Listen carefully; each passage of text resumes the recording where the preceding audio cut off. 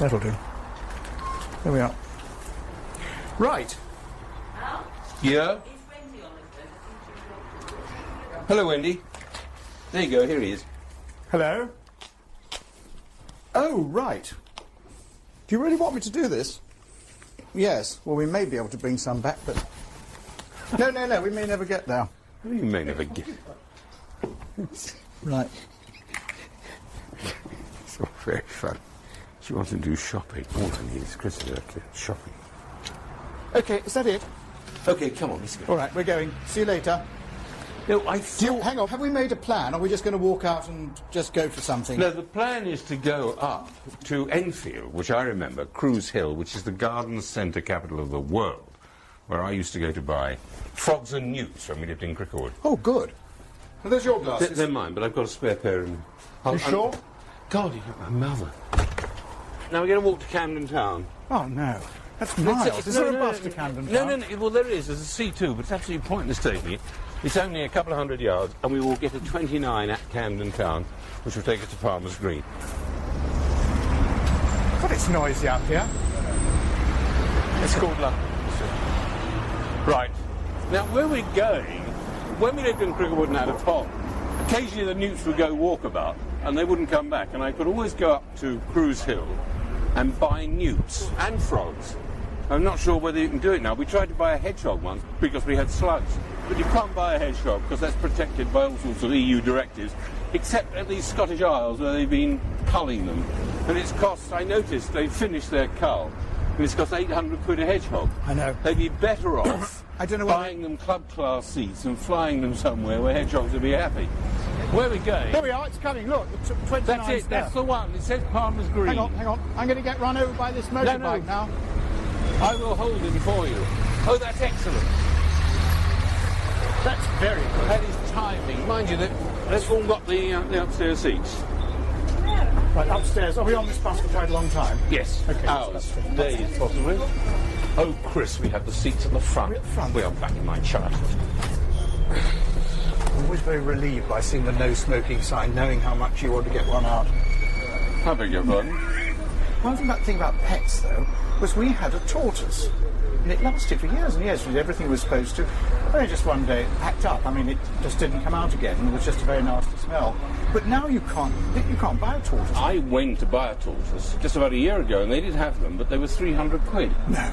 And they were absolutely tiny. They were the size of half a crown. Now, I bought a tortoise for half a crown when I was 14, and it was a big one. Yeah. And thinking of investments, the only thing that's got up more than property. If I bought 100 tortoises then for half a crown, then they'd be worth 30,000 quid. Wouldn't they? They'd be enormous. Feed them up gradually onto the market. I could be a tortoise millionaire. I could buy Chelsea.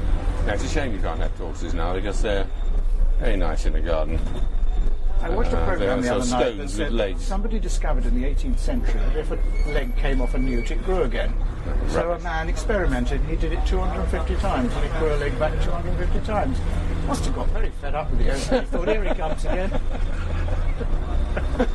Now, when my dad was in the Air Force, my mother and I went to live in Manor House before we were evacuated to Blackpool.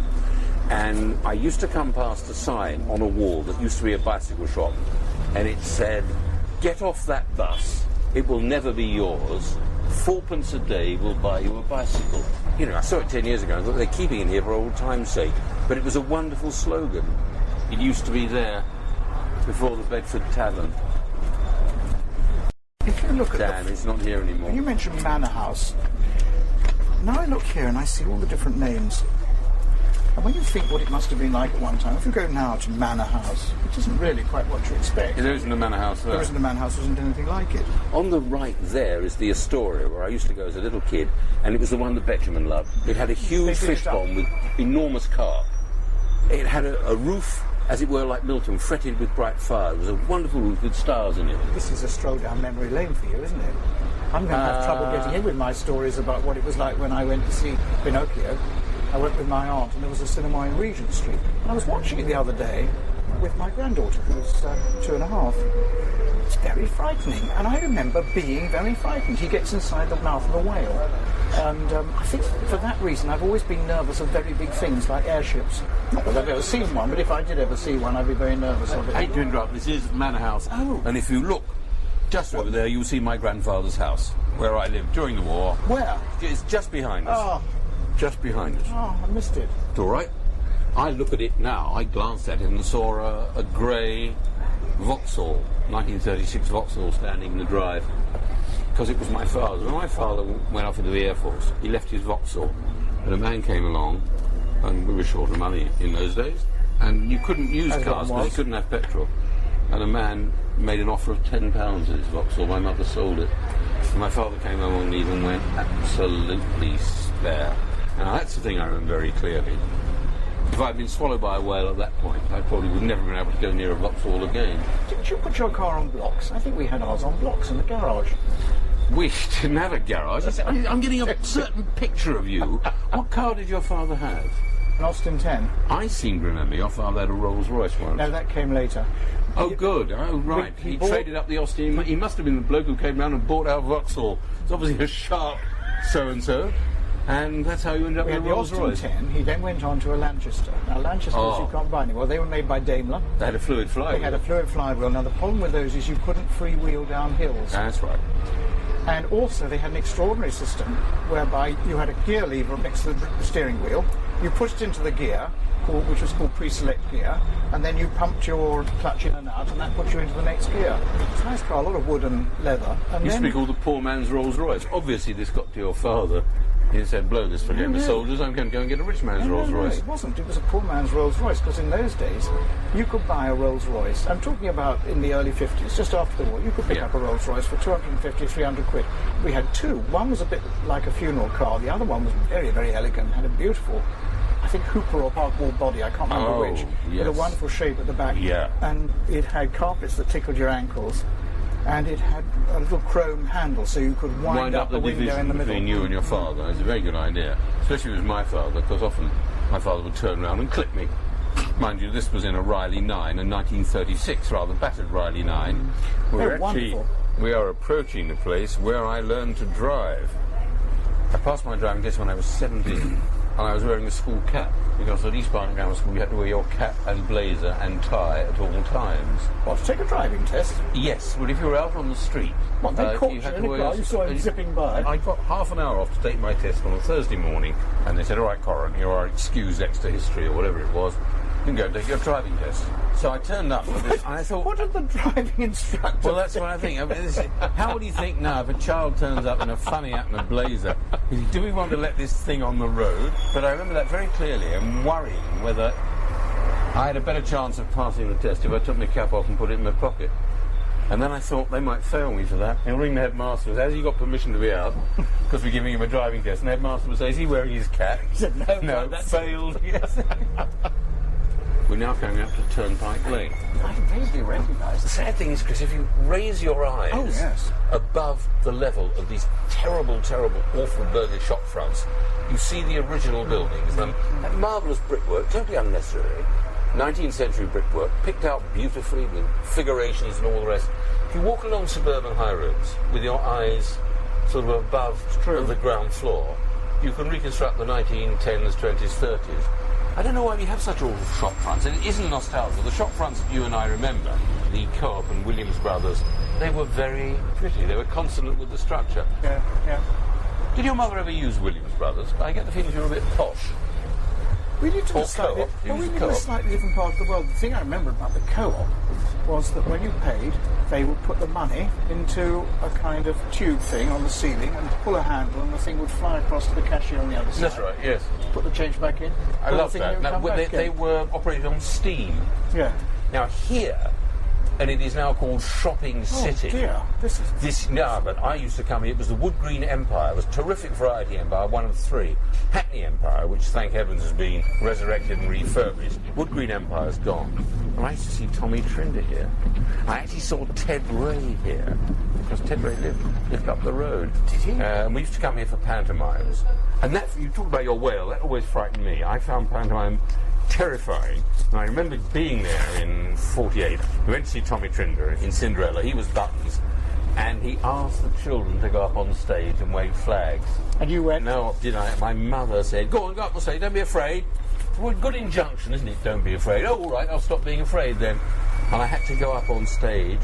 I never forgot standing there, waving my handkerchief, which I was afraid was a bit snotty, because I'd wept before going up on stage. You didn't want to go up on stage. Now, I've got to wave this when Tommy Trinder shouts, choo, choo. Well, it's funny you mentioned Ted Ray. Do you know he was the first comedian ever to appear on stage in a lounge suit? What are the others? No, I don't know. That's exactly. Raise a laugh, raise a laugh. Ted Ray is here. It was very much an Itmar pattern. Yes. With doors opening and shutting. And can I do the announcer? Ted Ray used to play Ivy. And there was this phrase which my mother used. Oh, it's agony Ivy. Yes. Yes. It's agony and Ivy. People like your mother and mine would say it's agony Ivy. That's right. So if your feet hurt, you say, oh, it's agony Ivy. And it came out of Ted Ray. Now here, oh God, it's gone. It's called Nookie This now. was the Fisherman's Arms, where Humphrey Lyttelton and Wally Fawkes used to play in the upstairs rehearsal rooms, and I learned ballroom dancing with Mr. Ronga. My mother said when I was 15, you'll never find a girl because you can't dance. And she got him from the local paper, the Palms Green and Southgate Gazette. And he was in the parachute regiment, and he hadn't been able to, as it were, find any work after 1945, but he taught ballroom dancing. Huge man, absolutely smashed face, enormous shoulders. I can feel his biceps like cricket balls now. And when he danced, my feet were off the ground. It was like Donald O'Connor dancing with a broom, dancing with a mop. It's a wonderful image. And we would dance to Joe Loss records on the wind-up gramophone. And Humphrey Lyttelton and Wally Fawkes used to play upstairs to hire the room above the pub as a rehearsal room. And once they were making a lot of noise, and Sergeant Ronga said, Coren, go upstairs, tell them to shut up, we can't hear ourselves dance. So I went upstairs and said, could you? And they said things that we can't repeat on Radio 4. So I went downstairs, and Ronga said, I'm going to go up. And he went up, and he went quiet. I said, what did you say? He didn't say anything, he said. I gave him a look. God, it's lucky they didn't have them. Last stop. Oh, it's the last stop. Chris, we're in the middle of an anecdote. I don't know where we are. I must talk to the driver. This is not Palmer's Green. Hiya. This isn't Palmer's Green, is it? Is it? How do we get to Enfield? Well, you just missed one. Oh, right. Another bus? Yeah. Thanks very much. If we hadn't stopped... Sorry? Every 6 minutes. It's a number 329. Thanks very much indeed. Bye. Do you want to run? OK, we could run. We could die. We might never get it. When I took dancing lessons, I took them with a woman who used to show the steps using her poodle dog. She had a white Angora sweater and a poodle dog. She would demonstrate the steps with the dog on its hind legs. She played the man, it played the woman. Then she said that's the way to do it. There wasn't you anything. You weren't expected to dance with the dog. You then danced with some girl who was nearby. But years ago, a girlfriend of mine who'd been at girls' boarding school went to a dance and heard a girl who was dancing with a man slap him on the shoulder and said, OK, I'll be man now. Do you want to go to Enfield Lock? I don't know where it is, but yes, Enfield. We want to get up to... Well, look, you're very good with the maps, No, I don't Chris. want to look at it, because I'm going to fall over if I do that. Why don't we get on the 121 to Enfield Lock and see No, he said the 629 to Enfield. We'll ask somebody. Not many people about. No, why don't we ask the man on the bus? Ask the man on the bus. Is Enfield Lock the same as Enfield? Or you want to get to the town of the village of Enfield and go on to Cruise Hill? It's to Enfield Town. OK. All right, well, let's do that then. We'll do that. Thanks. Should we do the front again? No. It's the side. Okay. We should go to the side. This is me. I know this place all right. But do you see how nice this is? This is ultimate suburbia. It's ultimate suburbia. Yes. It's the furniture of our twin childhoods. Now, I'm going to just pause for a moment here because I just thought, because Betjeman wrote about suburbia, I'm just going to read this out. I just want to do it. Do it, do it. The suburb, as we think of it, is a late 18th century romantic idea. Instead of straight lines, there were curves. Instead of symmetry, irregularity. Yes. The dweller in the romantic suburb was to live in a detached house and a garden of his own. Each man was his own squire, with his own short carriage and drive. And if he was not entitled to a coat of arms on his carriage and over his front door, he could at least have stained glass on the hall stairs and spikes and turrets on his roof. Absolutely. Good, isn't it? Yeah. The only other countries in the world I've ever been that had semi-detached houses were Australia and New Zealand. Oh, but then that's why the English will go to Melbourne. They go to Melbourne because it's just like being in Camberley. But the idea of being semi-detached, which in any other culture you would think is a formula for vociferousness, disaster. When we lived in a semi-detached house in Southgate, the only argument we had was Mr. Creswell and express dairies delivered to us by a milk float drawn by a horse. And the horse, of course, defecated.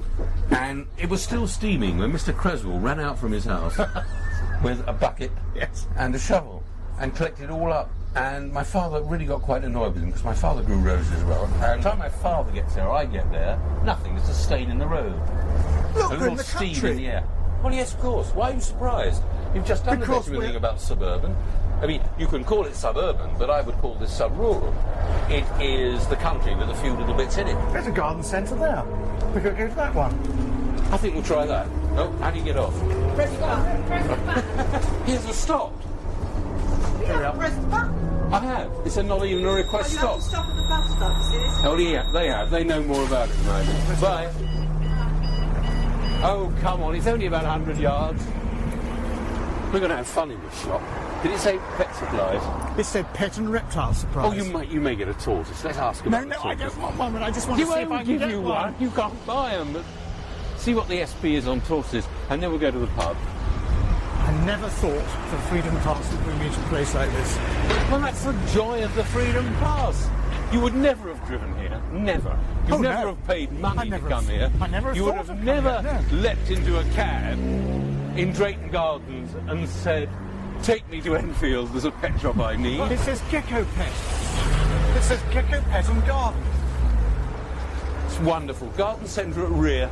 Yes. Go to the garden centre. Morning. The garden Or centre's at afternoon. the back.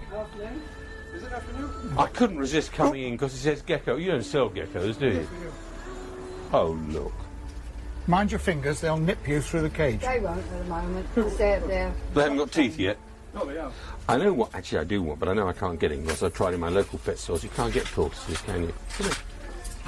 Depending on what sort of tortoise you want, there's two in there. I can see this fur Yeah, here. that's a redfoot, which is a South American tortoise, and the one in the far corner, the baby one, is an African spare-thighed. Then this is the common sort of Greek tortoise, which you used to Crikey, get. you've got them. But the thing is now, it has to come with paperwork. All tortoises have to come with paperwork because they have to be captive bred in this country now.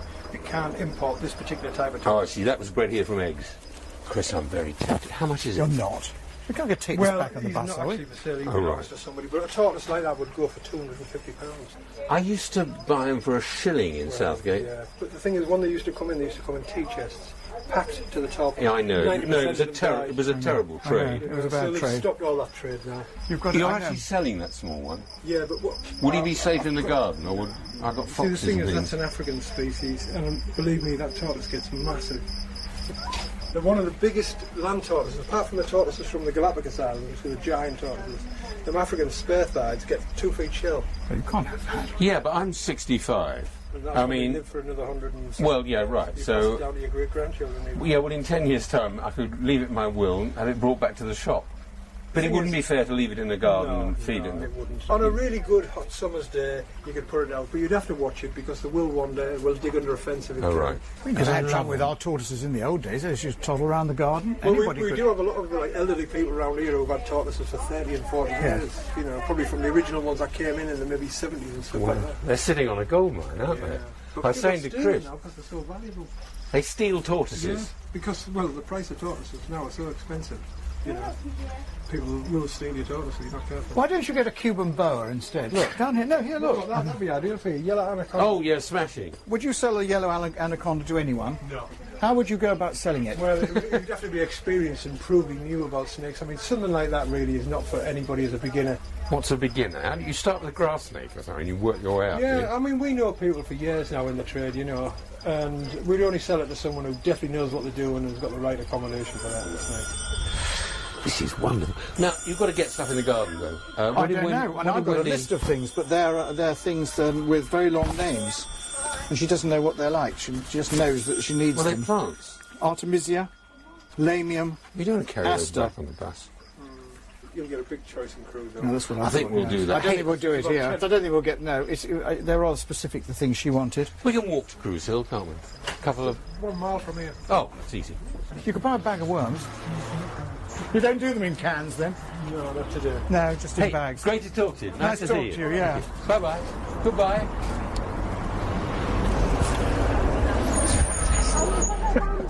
They steal tortoises. How would you know that someone is a tortoise thief? They move very, very slowly, do you think? Remember that great cutting? A German soldier who was captured at Alamein. True, absolutely true stories. Bloke was captured at Alamein and was brought home as a prisoner of war at the end of 1942 and was put on working the roads and municipal things. Everybody loved him. He helped children across the road. He helped old ladies. And after the war, he was obviously due to be repatriated at the end of 45. And the mayor was so taken for all the work he'd done on the municipal gardens and the floral clock in front of the town hall that they gave a Christmas dinner for him, and they gave him, in memory of the floral clock, a bracket clock to take back to Germany. And that was in November 45. In February 46, the crocuses came up in front of the town hall under the clock and they spelled Heil Hitler. I mean, that is, you know, the best horticultural story I've ever heard. I don't think there's a pub down here. Hang on. What? The Golden Hive. It looks rather... Nice little pub, that. Good pub. Oh, Oh, is great. it? Oh, I think it's got decent recommendation. This is where we need to be. Can I have a pint of Toby Bitter, please? I think we won't be able to do this because of the telly is on. Water from volcanoes. It's me, in the middle. It isn't. It is. Got any sound up? Tim, a very long way to see yourself on On television, yeah. Outbreak, rather like any of Rod's definitions, of little septic effusions which are the result of ingrowing beard hairs. You have an outbreak of Yemelis and it's barber's rash. Delightful. I'm going to go with that one, Barbara's rash. I'm not going with Barbara's rash, a it. lovely septic skin condition. I do disgusting so well. I'm sorry it has to be for you. Oh. And it is a decisive win for Alan's team. Hey! If this pub were crowded, they'd be cheering. And it's goodbye for me. Should we move on, get some lunch? Yeah, come on. Sorry about all that. Story from Britain's Didn't know, I always forget it's on. So you're on the Yorkshire tracks. It's mid-job. The day job. There we are. Don't want any more. I've had plenty Thanks of very much indeed. that. Bye. Thanks. Bye.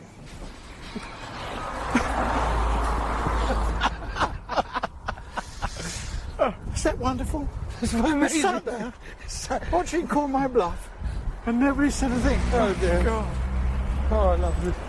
Here's a bus. Where's that going? Manor House. Will that do? Yeah. I think enough is enough. We've done the Ted Ray jokes. Oh, We've done. I would have hated to be with you at the Siege of Troy. Go. Yes, come along. Yep. Oh, socks about it. He's 66 next week.